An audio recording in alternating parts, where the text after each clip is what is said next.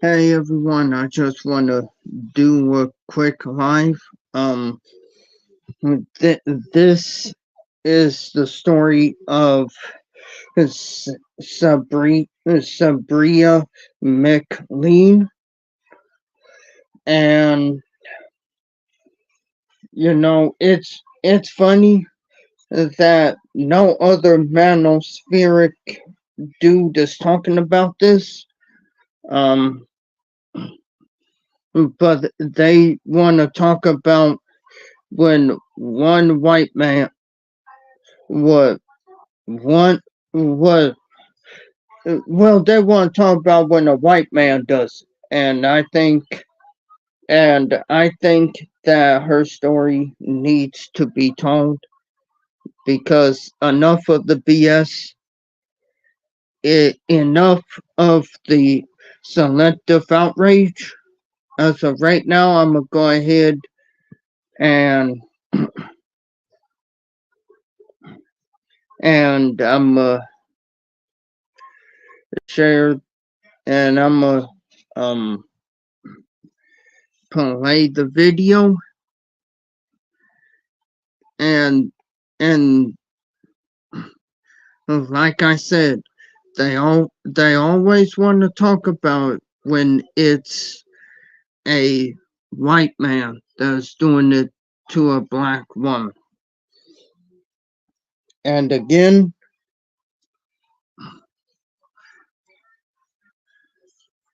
it's like it's like when it happens to a black woman within the community, nobody. It's like we do have black men who care, but the majority of them want to go ahead and pretend like it's not happening. Hey Asia, how are you? Hey Asia, welcome to the live. Um, but yeah, when I find the I'm trying to see if I can find it because this this story wasn't even talked about, and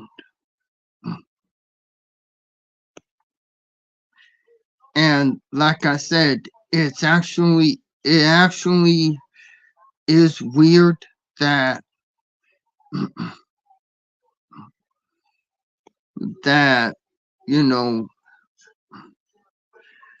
they did not talk about this story. I'm trying to see if I can find the news.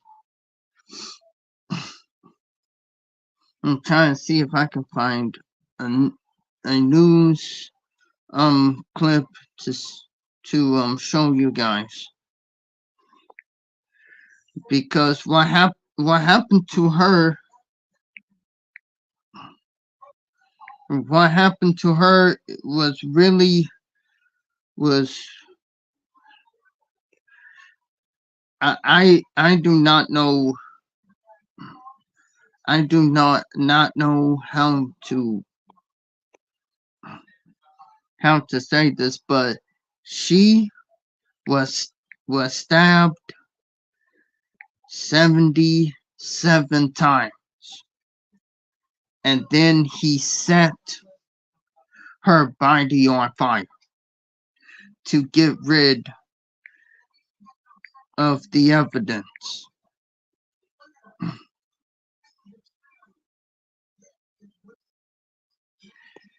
And I think this story goes right along with what you were talking about,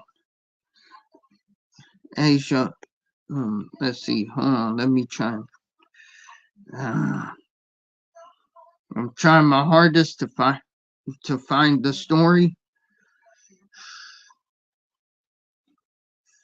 All right.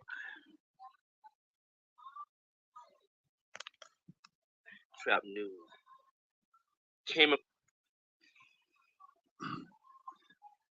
Uncertainty about a chat. Okay. Let's see. It is one of the most terrifying things a parent can go through, but eventually. No, that's not it either. I do not know why they are trying to suppress the story.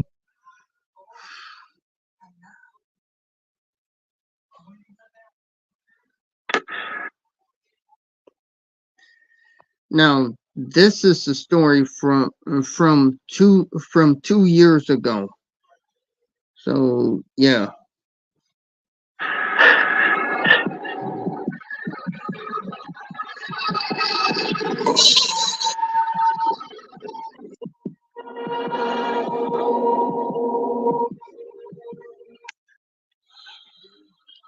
The sound of the rain, that'll be my background noise today. West Philadelphia, Pennsylvania, November 29th, 2017. Sabria McLean, 15. She had just turned 15 a few weeks prior. So, a young teenage girl who resided in Newcastle, Delaware with her grandmother went to meet a young man she met on Facebook in West Philadelphia, where she was originally from. She would travel 40 miles to see him, but I guess she felt safe because she was returning to a place she lived at before. On his Facebook profile, he went by the name Uzi Daddy, and he worked at Chief Executive of Fucking Your Bitch, and he went to Sexology High School.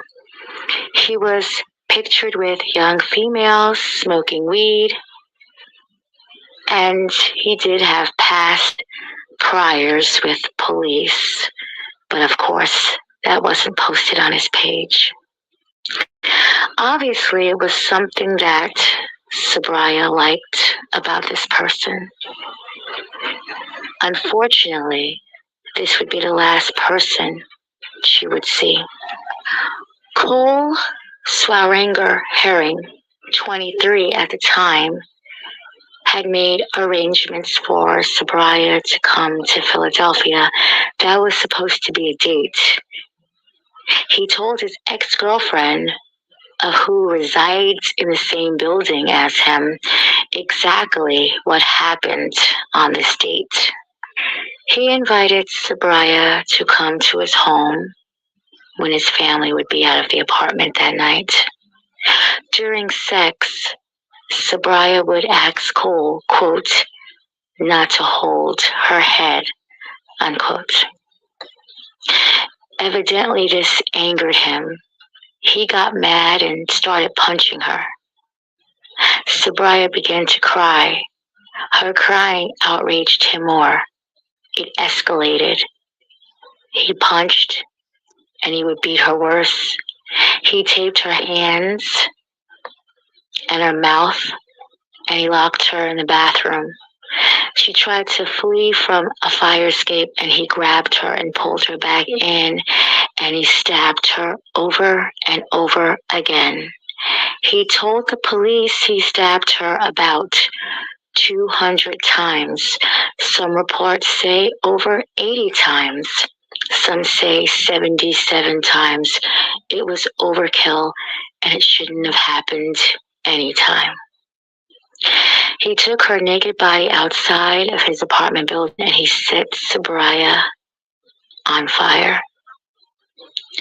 This alerted the fire alarms, and the fire department was en route. To get rid of the corpse, he tried to hide it under leaves. So this girl's body was disposed behind the apartment building on 200th block of South 49th Street, Cole's apartment. Sabria's family had reported her missing. Cole had an ex-girlfriend, and he would contact her through the Facebook Messenger. That's the same young lady that lives in the apartment building. She was currently at the emergency room at a local hospital, but he had something he needed to get off his chest. He would go there and he admitted to everything, stabbing her, setting her on fire. He said, quote, I messed up, because I couldn't do anything to you and I was mad at you, unquote. Cole told his parents that he was involved in the murder and the parents would turn him in when they arrived back home. The ex-girlfriend, who was 19, would later testify in court about the threats and abuse that she suffered with Cole. She admitted to moving in with his family. His parents stayed there and his brother stayed there. But she said she was terrified and she slept with a knife. She broke the relationship off and she moved out. The Philadelphia police say that this crime is so horrendous, they are checking other crimes that they believe he may have been involved in. Now, I read about 2 years ago that this young man, now I believe 28, was sentenced to 10 years, but I'm not sure if that's true. I don't even believe he's sentenced now. So I will be looking into this case to see if there was a sentence.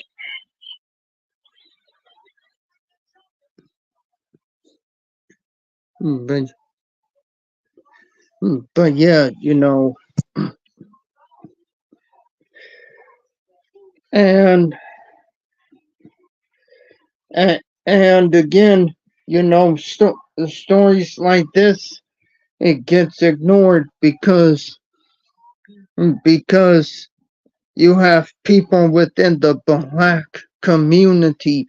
Again, you have them who wants to go ahead and play the selective outrage game.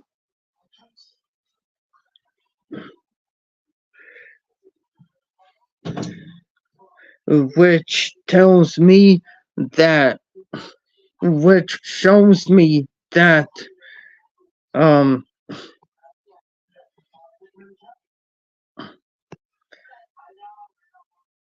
that Black women have every right to feel the way that they do.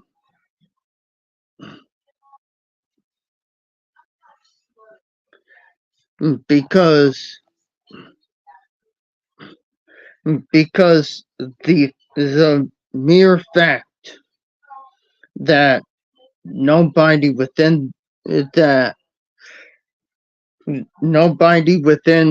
Black manosphere or the Black side of the red pill is talking about, that to me sounds real suspicious, and it makes me wonder, do they actually care about Black women, or do they want to exploit Black women and just be mad at Black women with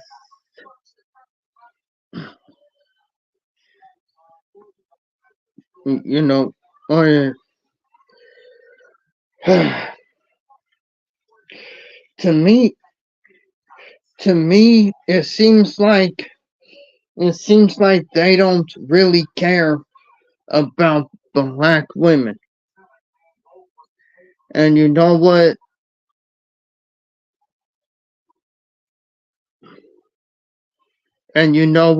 At the end of the day, I've watched one of Ricky Manor's videos, and you know, he had one saying stop blaming Black women. And you know, at the end of the day, I have to say that he was right. The man was right when he said that the black men within the community, you know, initially have have a problem, but they want to go ahead and blame black women for everything. And like I said, he also did a he also did a video of about Sade Robinson, and even he sees that, you know, black men is up there blaming her for dating a white man and everything else. Even he called that out. He flat out called it out.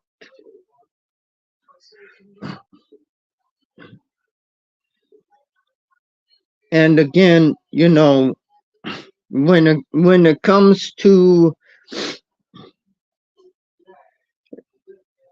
and again, when it comes to stories like this, it's not even talked about. It really isn't. And if a black man talks about it, all of a sudden it's like, oh, you know, it's her, it's, they will get on the channels and start saying, oh, it's her fault, oh, this and that. I'm literally starting to think that at the end of the day, the black men who do that are no better than the people that they complain about. So I'm gonna go ahead and end the video right here. May Sabrina rest in peace, and I hope that the man who was responsible did it actually is in prison and never gets out.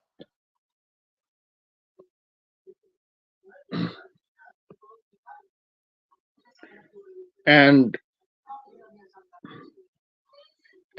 like I said, you know,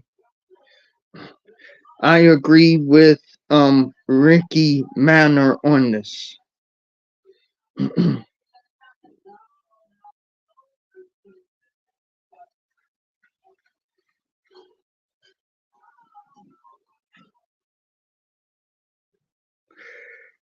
When he says that when he agreed with the divestors, I have to agree with him as well.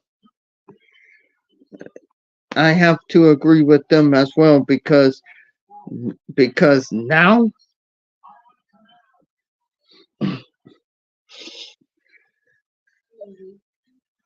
and not only that,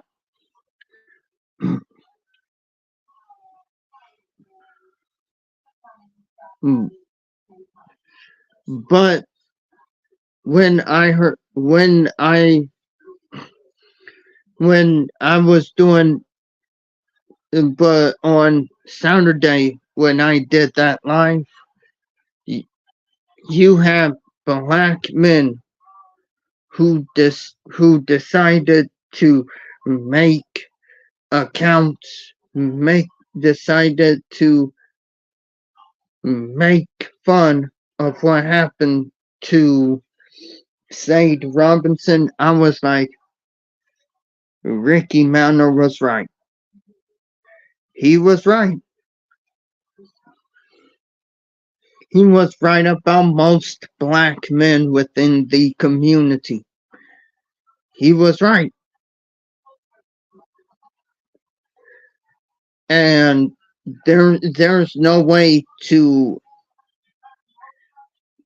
and I'm gonna say this, there is literally no way to, how we say,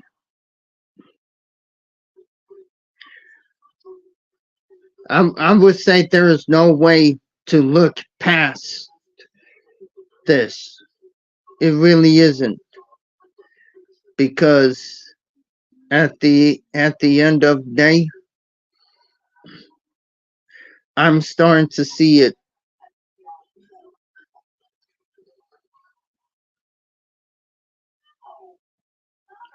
And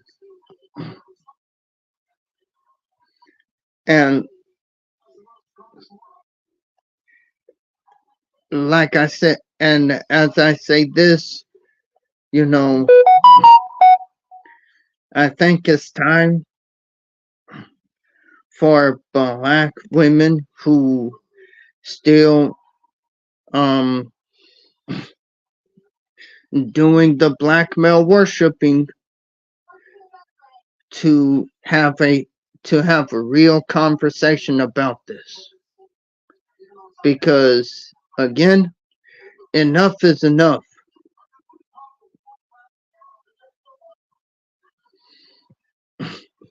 Enough is enough at this point, because again, there are black women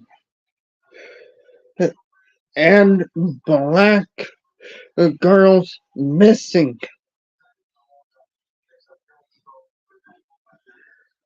But again, the black men, most of the black men within the community will never talk about it. They only will talk about it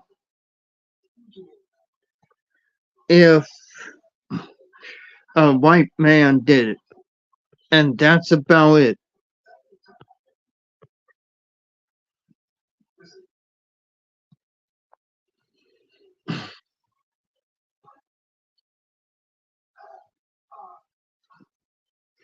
And that's about it, you know. Sabria McLean would be in her late teens if she was still alive today.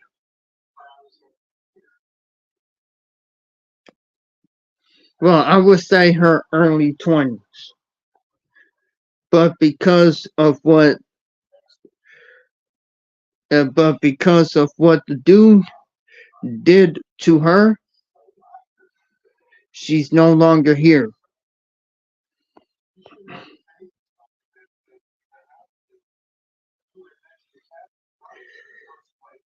Black men don't talk about unaliving us because they don't like black women. That is true. That is legitimately true.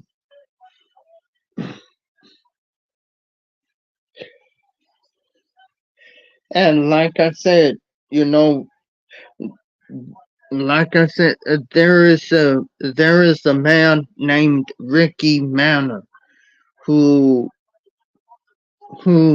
talks about the missing black women and girls, you know.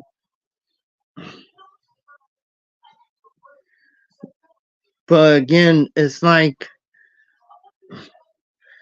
the black men who have a problem with black women do not want to hear it. That's the issue. And the main problem is that now is that stories like this is being suppressed because of most black men's fragile egos.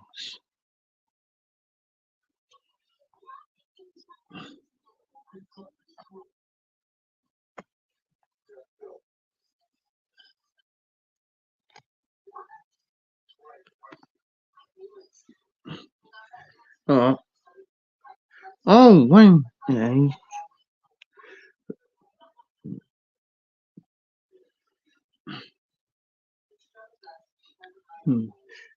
Muslim Bushido. This is ancient betrayal. Oh man, I'm gonna have to look into that one. But yeah,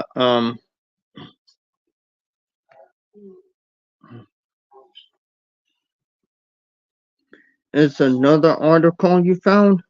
Oh, okay. All right. I'm hoping that on Saturday's live we can get to this article, the article that is highlighted up here. That's highlighted up here because I definitely would like to know more about this. But yeah, I want to go in here and say my condolences to Sabria McLean and her family. This should have never had happened in the first place.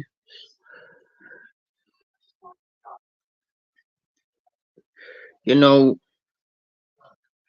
I'm I'm sick and tired of the selective outrage. I really am.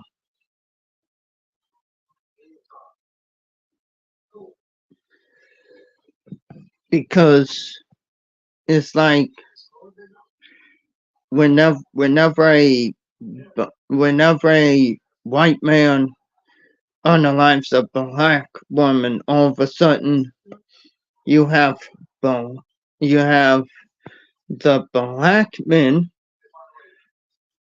who spreads anti-black women hatred, and you have the black male worshipping black women who would agree with them, trying to use scare tactics against black women. Enough is enough, and I'm gonna go ahead and I'm gonna head on to bed. I'll see y'all next time. Make sure to like, comment, share this video with anyone who is ready to listen, and don't forget to subscribe to the channel and make sure you're notified whenever I go live. I'm Alexander Brandon, signing off, and until next time, peace.